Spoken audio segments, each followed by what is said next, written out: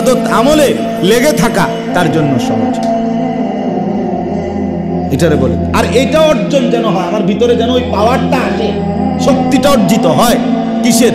গুনাহ বর্জন করার, আমলের লেগে যাওয়ার, বন্দিগিতে ডুবে যাওয়ার, আল্লাহর ইবাদত জিন্দিগির সাথে মিশায়ে ফেলার এই শক্তি আসা, এটাই ছিল মূল মাকসাদ। এখন ঈদের চাঁদ উঠা থেকে আজকের ফজর নামাজ পর্যন্ত যাদের নামাজ ছুটে গেল তাদের হালাত দেখো কোথায়? ওই শক্তি তো অর্জিত হলো। বলেন, ঈদের চাঁদ উঠার পর থেকে নিয়ে আজকে পর্যন্ত গতকালকের সারা দিনে যেই মায়েরা যেই বোনেরা বেপর্দা ঘুরলো, মেয়েরা এখন আর বাড়িঘর মহল্লাতে আর হাঁটে না, সাইজা গুইজা সকাল থেকেই মেয়ে যেখান দিয়ে রাস্তা, মানে রাস্তার মানুষ ওইখানে রাস্তার মধ্যে হাঁটে, ডানে বামে রাস্তার পাশে পাশে হাঁটে। আর অসভ্য জানোয়ার বখাটে দুশ্চরিত্র হিংস্র কিছু যুবক কুত্তার মতো শীষ মারে এবং ওদেরকে নিয়ে বিশ্রী বাজে কথা বলে। আমি নিজ চোখে তো দেখছি কি পরিমাণ জঘন্য। ওমা মেয়েগুলো হাসতেছে, ছেলেগুলো পিকআপের মধ্যে ওই যে কুত্তা কামড়েন না যে দেখছেন, কথা বুঝছেন না? হ্যাঁ হ্যাঁ, মাশাআল্লাহ।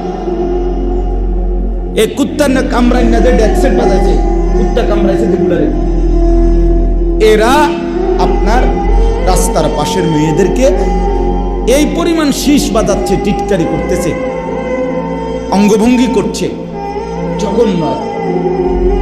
ছি ছি ছি, হায় মুসলিম সভ্যতা, মানবতা, পিতামাতার অভিভাবকের গাফলতি কোথায় নেমে গেছে,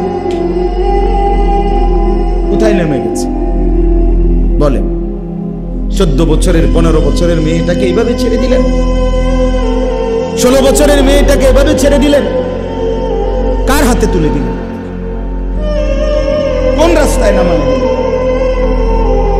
এত বেগায়রত, আত্মমর্যাদাহীন, এতটা কাপুরুষ মুসলমানের পুরুষ বেডই কেমনে হয় আমি বুঝি। তুই বেটা মানুষ না প্লাস্টিক বেটা?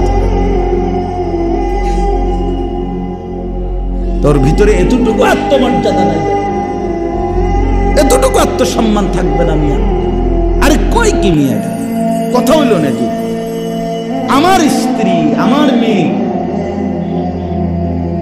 সে পর পুরুষের উপভোগের সামগ্রী হবে, তারে রাস্তার বখাটে দেখে দেখে টিটকারি করে লোভ করবে। হায় হায় হায়, আমি ধরলাম না,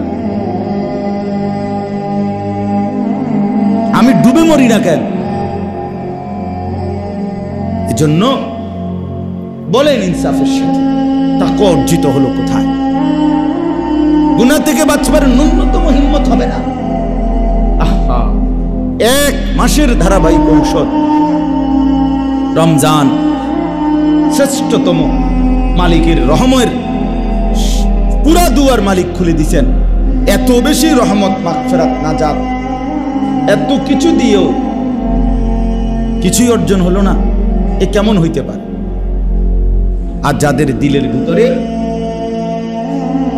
আল্লাহর ভয় বাড়ছে, যারা অন্তরের মধ্যে উপলব্ধি করতেছেন যে হ্যাঁ রমজানের একটা মাস যেভাবে চলছি, যে চলো এভাবেই চলি, সামনেও ইনশাআল্লাহ আর গুনাহ করবো না, আল্লাহর নাফরমানি ছেড়ে দিলাম।